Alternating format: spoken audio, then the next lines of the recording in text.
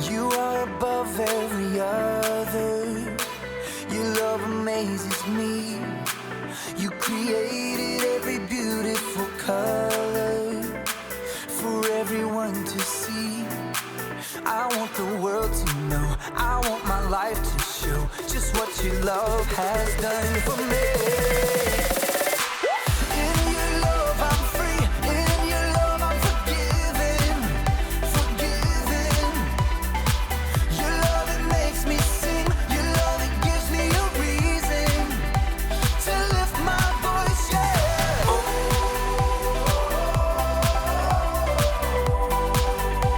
I lift my voice, yeah.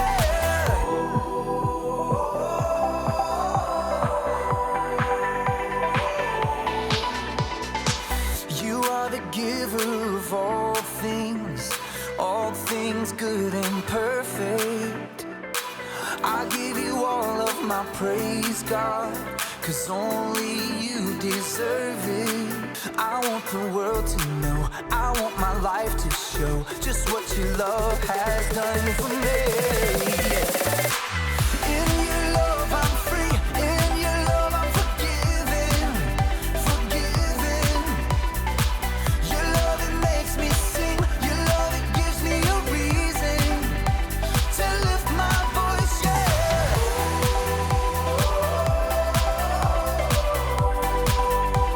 I lift my voice, yeah.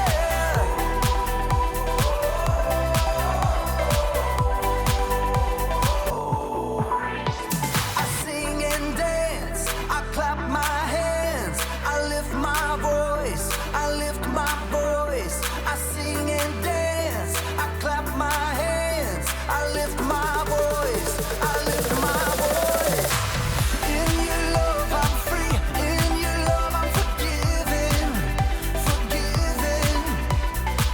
Your love it makes me sing, your love it gives me a reason to lift my voice, yeah.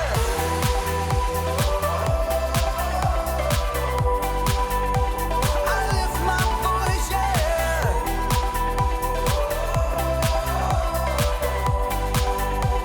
I lift my voice, yeah.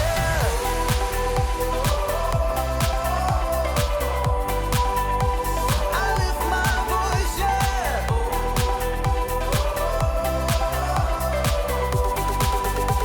I lift my voice, yeah.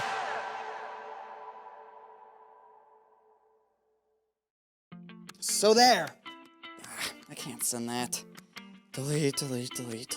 Oh, hey. Welcome to Story Lab. This week, we're talking about forgiveness while we take a look at the story of someone who found a higher perspective.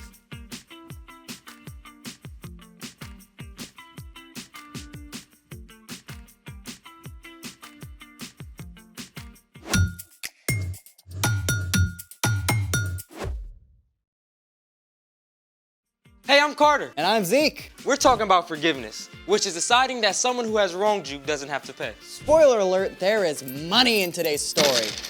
A handful of pennies is not really a lot of money. That's what you think. These pennies could buy a lot in 1950. That's what I thought. In 1950, a loaf of bread cost 12 cents, a comic book cost 10 cents, and a candy bar cost 5 cents. It takes a lot more pennies to buy a candy bar now, Zeke. Yeah, but it only takes 1 penny for me to amaze you. Really? Oh yeah, I shall now make this penny disappear just by rubbing it. Mm-hmm. Observe. See? You just Gone. made all those pennies fall off the table. You have no sense of mystery. Ah, but I do. I know how to amaze you with this penny. How so? I can make all this dirty tarnish disappear in a single step. You're on. Then, Let's do it. Step 1, find a really dark, dirty penny and place it in a dish. Done. Step 2, take out your super secret cleaning agent. Hot sauce? Yep, any kind will do. Squeeze some hot sauce on the penny and then rub it around. What now? Wait 10 minutes. Step 3, rub the penny with your fingers and then rinse it with water. See? Ta-da! That is so cool. I can't believe it's the same penny. I know, right? Copper becomes dirty or tarnished when oxygen in the air reacts with the copper to form copper oxide. Hot sauce has vinegar, which contains acetic acid and salt, or sodium chloride. Both help to break the copper oxide free from the penny.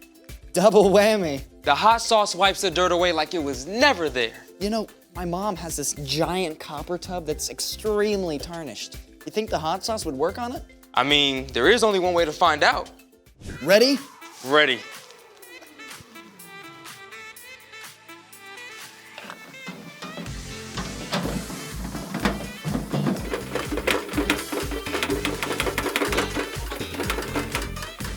You know, I wonder how this tastes.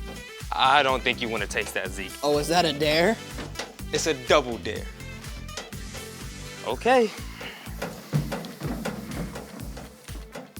Oh, that's not half bad. Oh.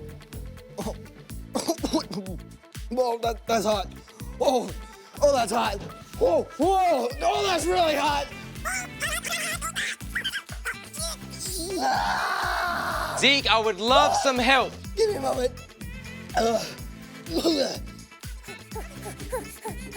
Moment of truth. Moment of truth. It looks so different. It's completely changing it. Speaking of which, it's time for... The story before the story. Today, we're in Luke, the third book in the New Testament. But before Luke, in the very beginning, out of a deep, deep love, God made an amazing world. But when people turned away from God, the world was broken. God made a plan to draw people back into relationships. So at the right time, God made a teeny tiny baby to be born in the small town of Bethlehem, God's very own son, Jesus. When Jesus grew up, he began to travel from town to town, teaching and healing. Everywhere Jesus went, big crowds of people pressed in around him. Religious leaders, everyday people, even Roman soldiers, and people who were considered outcasts. Which is where our story starts. Take it away.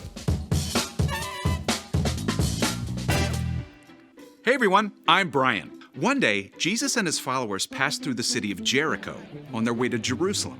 As usual, a huge crowd gathered. They pressed in from all sides along the road, hoping to see Jesus, to touch him, to be healed.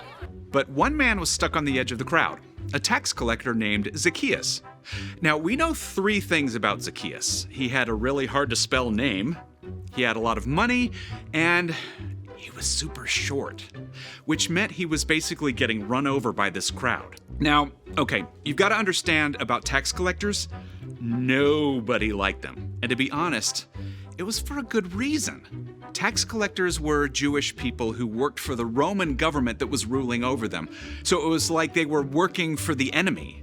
And to make it worse, tax collectors got paid by demanding extra money for themselves. So Zacchaeus had gotten rich by taking money from his neighbors. In spite of all this, Zacchaeus really wanted a chance to see Jesus. Maybe he'd even heard that one of Jesus' own disciples, Matthew, had been a tax collector. Please, could I get through? But no one wanted to give way to the man who had taken their money. Finally, Zacchaeus looked ahead and saw a sycamore tree right at the edge of the road. That's it? Zacchaeus raced ahead to that tree and climbed right up to a sturdy branch that reached out over the road. Best seat in the house. The crowd drew closer and closer until Jesus was right below Zacchaeus. There's just something about him. At that very moment, Jesus looked up. Zacchaeus could feel his heart racing. He could tell that somehow Jesus knew everything about him, all the wrong things he had done, all the lies he had told, and the money he had stolen. Zacchaeus, come down at once. I must stay at your house today. What? Jesus could have been annoyed with Zacchaeus or called him out in front of everyone for the wrong things Zacchaeus had done. But instead, Jesus invited himself over to have dinner with Zacchaeus. Zacchaeus' heart filled with joy as he rushed ahead to prepare his home for Jesus. Jesus, come in! Lots of people had followed. They couldn't believe that Jesus would choose to hang out with somebody who had done so many wrong things. Jesus has gone to be the guest of that sinner. Zacchaeus was filled with gratitude. Jesus loved him and had chosen to forgive him, and Zacchaeus knew he couldn't keep on living his old life. Look, Lord, here and now I give half of what I own to those who are poor. And if I have cheated anybody out of anything, I will pay it back. I will pay back 4 times the amount I took. Today, salvation has come to your house. The Son of Man came to look for the lost and save them. In a single day, Zacchaeus went from outcast to beloved follower of Jesus. His entire life was changed from the inside out. The end. Wow, that's amazing. So Zacchaeus promised to give away half of what he had. Plus 4 times the amount that he cheated out of anyone. That might have been everything he owned. But it didn't matter because Jesus. Jesus had forgiven Zacchaeus completely, even before he asked. So what's our part in the story? Well, forgiveness can change people, starting with you. When you ask God to forgive you of the wrong things you've done, it frees you from carrying around a load of guilt and fear. It frees you to love God and love others. And when you choose to forgive those who have wronged you, it can change them too. Like maybe your little brother borrows your video game without asking and messes it up. You could yell at him, get in a big argument, and stay mad for days. Or you could choose to forgive your brother. Then you don't have to carry that anger. Plus, it could change your brother's heart too and make a way for you to be friends. Forgiving someone does not always mean that they will change, but it opens the door for them to live differently. Like Zacchaeus. Exactly. Sharing God's forgiveness with others is a pretty incredible gift. Sure is. See you next time.